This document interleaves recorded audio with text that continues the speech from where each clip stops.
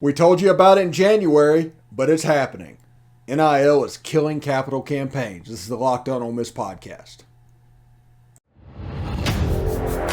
You are Locked On Ole Miss, your daily podcast on the Ole Miss Rebels.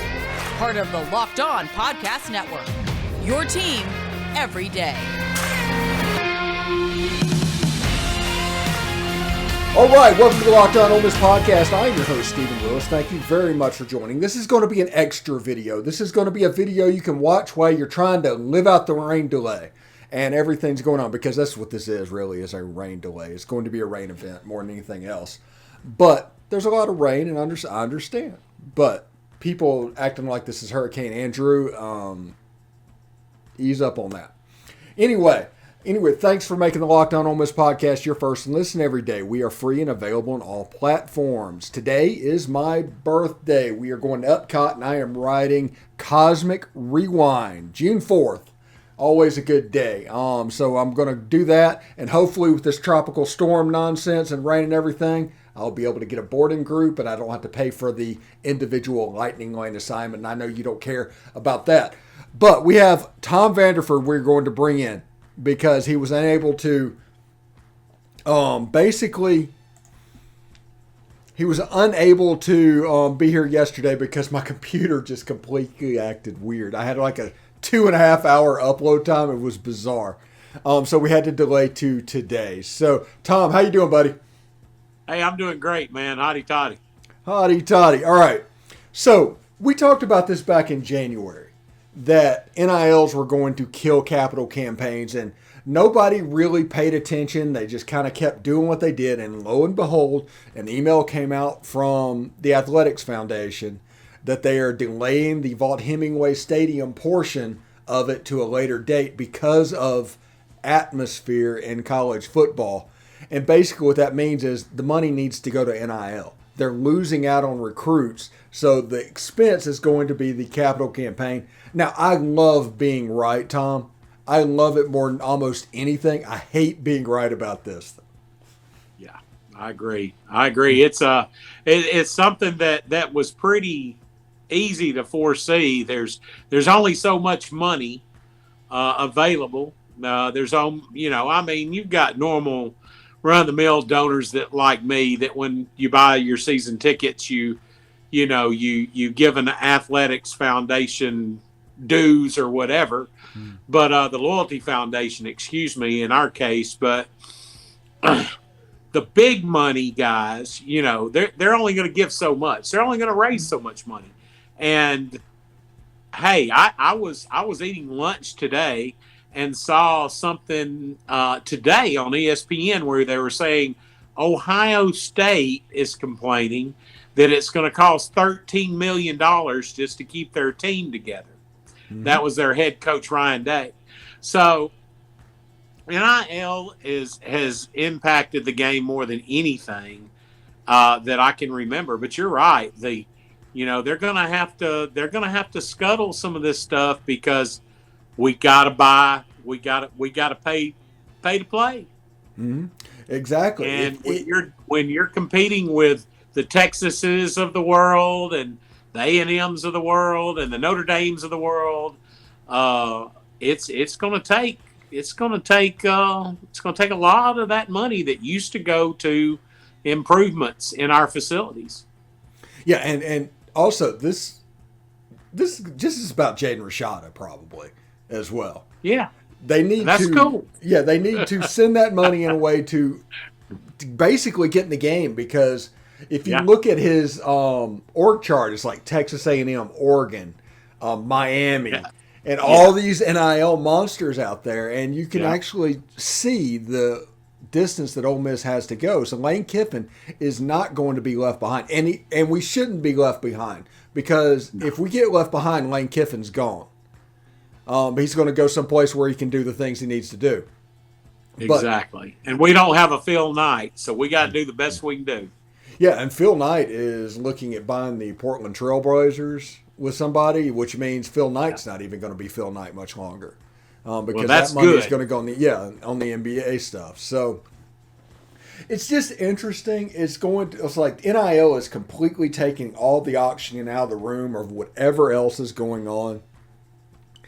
And because of that, they just I don't know, they can't do anything else. It's a one-trick pony. And also, we have not even gotten to the point where the school is competing against these collectives for money. Now, we're in the SEC. We get the TV money check for $50-60 million, which I tell people all the time. When I worked at Ole Miss, the athletic budget was $30 million. Now we get TV money that is more than that. But at a place like, I don't know, Middle Tennessee State, they probably have a collective as well. They don't make any TV money. They need that booster money. And it is going to become a competing situation, a competitive situation between collectives and schools. It's going to happen, absolutely. Yep. Yeah. You're correct. You're correct. And like you said, we foresaw it. I'm sure others did as well. But no matter how much money was in the past being spent under the table,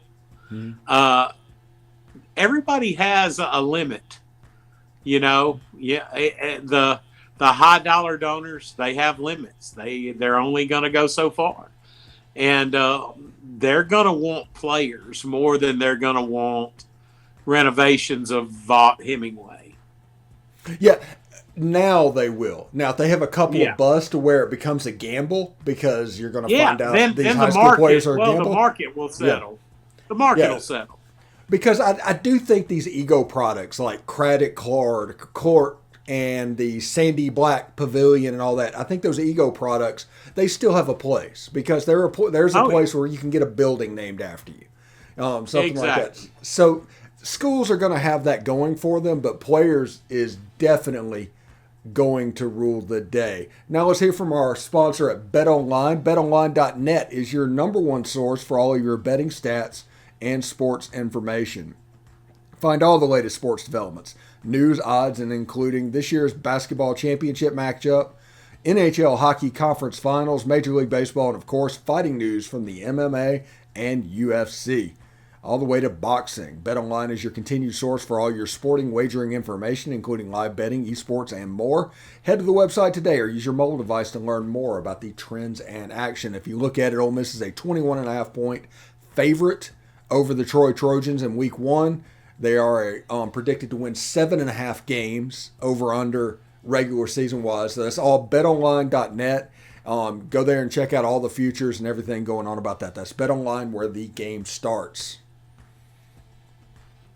All right. Thank you for making the Locked On Ole Miss podcast your first listen every day. We are free and available on all platforms, including iTunes. So go to iTunes, rate and review us.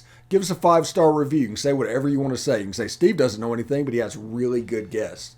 Do that. 5-star review. Let us know, and that'll help others find our show as well. All right, we're talking about NIL.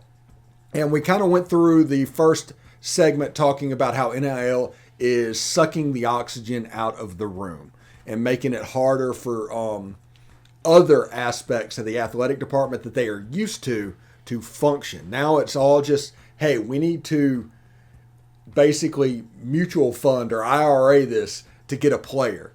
And so the markets are out of this world. So right now I compare this to NFTs, Tom. 3 years ago, you could get an NFT for $300,000. It could be a Bored Ape. And it was the biggest thing in the world. You could have NFTs and all this money. They sold an NFT that they bought for $300,000 3 years ago, just sold for $115. So that's an example of market correction. I do believe that NIL is going to correct somewhat. There's so many factors that has to go into it. Now, it's going to be fairly high, but the price of poker isn't going to be $8 million for Nico Imaleva high. So it'll be interesting to see what goes on. But I think there's a balance. I'm worried that on NIL, we're going to put our thumbs on the scales too early, and then after 10 years, they're going to say, well, it didn't work. Well, it didn't work because of what you did. It was designed to fail from the very beginning to you. So it's an absolutely crazy thing. But NIL is the future of college football, and I tell people all the time, if anybody says this is the way it's always been done, run the other way because 2020 football changed. And if they don't know that, they don't know what they're talking about. This is the old $100 handshakes on steroids, man. Mm-hmm. This is totally different than the way it used to be done. I mean, you might hear every once in a while about, them slapping $100,000 down for somebody, or 20 or whatever. But these kids are getting megabug deals, mm-hmm. I may be wrong, but the more as this progresses, I think Arch is probably going to end up at Texas, mm-hmm. and I would be shocked to see what his NIL deal is. He'll be a multimillionaire before he ever plays a down of college football. Oh, he'll take a pay cut before he goes to the NFL. Yeah, it's crazy. It's crazy. And to get in the game for those kids, that's what you got to do. But like you said, that there will be market correction. Mm-hmm. All it'll take is somebody or some organization signing a $4 million deal and the kid's a bust and they're going to get cold feet and the market's going to come down, just like you said with the NFTs. And we'll get somewhere in between the way it used to be and what we have now. Yeah. And it'll kind of level out. And, I do believe that it may actually end up, this is strange, like the NFL where you have like a salary cap. Mm-hmm. Like you've got, each team has so much money to allot to their, in NIL deals or whatever the case is. Something will change. It'll progress, but make no mistake, whatever happens, they're going to find a way to make sure that the blue bloods stay the blue bloods. Yeah, and that's the problem. Like Texas and Texas A&M and Miami and Oregon, the reason that people are upset about this is because the teams that are affected is Ohio State, Alabama, Georgia. Those schools are the ones that are struggling recruiting, not vice versa. It's not an Ole Miss necessarily thing. But exactly. Like these big schools that are always in the top 5 in recruiting, they're having trouble now because there's just more of them, which means players are going to go to more places, which means that college football is going to have a little bit of parity soon, but we need to wait for that to happen. Yeah, and it's not going to happen overnight, but just like I said, Ohio State's coach griping about $13 million to keep his team together, and then what's alleged to have been spent on one recruiting class at Texas A&M, it just kind of tells you that literally the goalposts are shifting. Yeah, and if you think about it, these people didn't become multimillionaires from not being good with money. Exactly. So you just remember that if Texas A&M pulls another 7-5 and goes to the Duke's Mayo Bowl, will they get $31 million next year? Probably not. No. Yeah. Nope. So just calm down. Let all this happen. We are absolutely drinking from the fire hose right now, but we don't know how this is going to end up. We don't, because it all depends on the return on investment, the ROI of all of these folks that we're talking about. At the end of the day, are they satisfied that they got the return on their investment that they wanted? And if they don't, then the market's gonna correct itself. And I am not picking on Michael Spurlock at all. Great guy. Enjoyed him being around and hanging out with him back whenever I was at Ole Miss. But take Nico Iamaleava. He goes out his first game and has a Michael Spurlock versus Memphis type performance. Do you think that Tennessee collective is going to pay $8 million for a quarterback again? No. Never. Mm-mm. They're going to get frugal in Moneyball things. Oh yeah, it's going to happen. It's going to happen. And teams like schools like Ole Miss, we're going to have to be creative. Mm-hmm. Transfer portal. But like you said, there's only so much money to go around. So win now. That's the mentality. Win now. If a person had $1 million to donate to Ole Miss this year, and a collective comes in, there's not more than $1 million already. It's still the same amount of money. It's just now that the pie might be for athletics $250,000, and the rest goes to an NIL collective or vice versa. And people need to understand that. This is not extra money. People are losing their mind. They're looking for extra money. This is not extra money. And also with what's going on with collectives and everything right now, people talking about inflation, bitching about gas prices, I'm far more likely to be less sympathetic right now because people are just throwing money around all over the place. Oh, yeah. On crazy stuff. Yeah, just like if this was really big, nothing is changing behavior. If I saw something that changed behavior, if I got on I-4 here going through past Disney World and all of a sudden there wasn't a traffic jam, I'd be a little bit worried.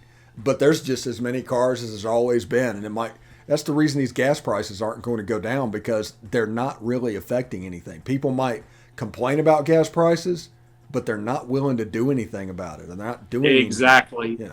Right. It's just and it's supply and demand, and that's the same way that it's going to be with NIL. Mm-hmm. It's going to be, am I willing to pay what I need to pay for a Jalen Rashada or for whoever, an Arch Manning, whatever the case is. All right. Sorry. Go ahead. No, I was just going to say that's all going to be ironed out within the next months and years. It'll iron itself out. Yeah, this is not a fast process. Anyway, thanks for making the Locked On Ole Miss podcast your first listen today. Now make your second listen Locked On NBA Big Board podcast. Raphael Barlow, Richard Strayman, Sam Ferris, and Leif Thulin give fans an in-depth look into the biggest prospects, the latest player rankings, and of course, big boards. Follow the Locked On NBA Big Board every day on the Audacity app, YouTube, and wherever you get your podcast. Tom, thank you very much for stopping by today. This is going to be my birthday video. Hope everybody enjoys it. But it's Happy also birthday, buddy. Yeah, thank you. This is also kind of our victory lap because we called this back in January. Yes, we did. Anyway, take care, Tom. Take care, buddy.